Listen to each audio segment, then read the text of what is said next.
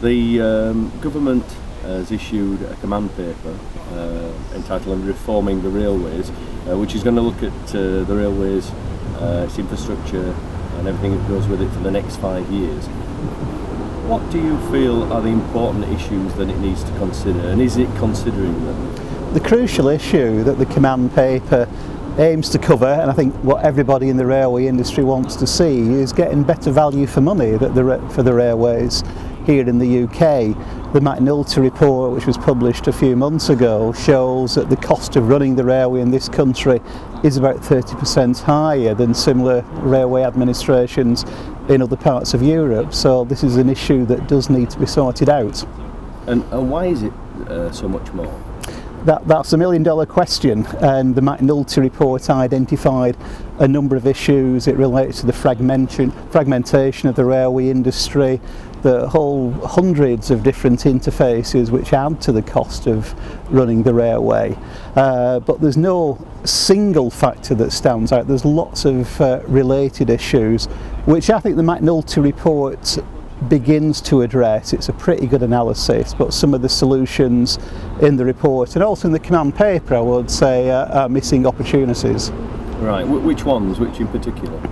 Well, the conference that we held last week heard a number of expert speakers, some politicians, some railway professionals who've been in the industry all their lives, and everybody was saying that the structure isn't fit for purpose at the moment. You know, whether you're a Labour politician like Lillian Greenwood, or if you've been a railway manager all your working life, there was an agreement that things do need to change, and that's about getting fewer interfaces, better accountability, and getting better value for money out of the system that we've got. It's not about taking staff away from station booking offices. The gains that you get there will be minimal, if non-existent, because you get fewer people travelling because of the fear of being attacked at unstaffed stations in the evening. You get an increase in vandalism.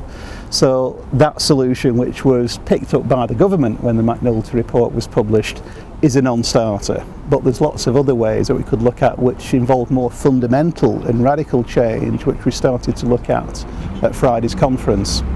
What fundamental changes? Well, one of the issues that the command paper raises, which is very much to be welcomed, is the idea of devolving responsibility for local and regional passenger services to a more appropriate level. At the moment, the delivery of local services in the UK is highly centralised, with the exception of Merseyside, Scotland and London.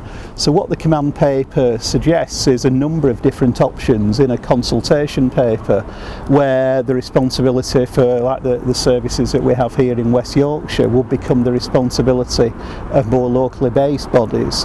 And by bringing that focus on distinct local and regional markets, you can then begin to identify scope for saving money, but perhaps more importantly, start to drive up the use of the rail network and get more people travelling, which would be good all round. It'd be better revenue for the railways, but it would also be taking people out of the cars. And lastly, there's obviously the will to change. People can see that change needs to be brought in. Do you think that change will come about? Depends what sort of change you're talking about, and we did get different variations of ideas at Friday's conference. On the one hand, there's definitely a feeling amongst not just politicians but also some railway people that the privatised structure that was set up by the 1993 Railways Act has never been fit for purpose. It's been around for nearly 20 years now, and I think it's time enough to say, well, it does need fundamental reform. That's not about going back to the old British Rail as a state corporation. It's about combining some of the successes of the privatised railway, and there certainly are some, but also looking at ways of bringing in a greater degree of public accountability and getting that value for money that everybody wants to see. The University of Huddersfield, inspiring tomorrow's professionals.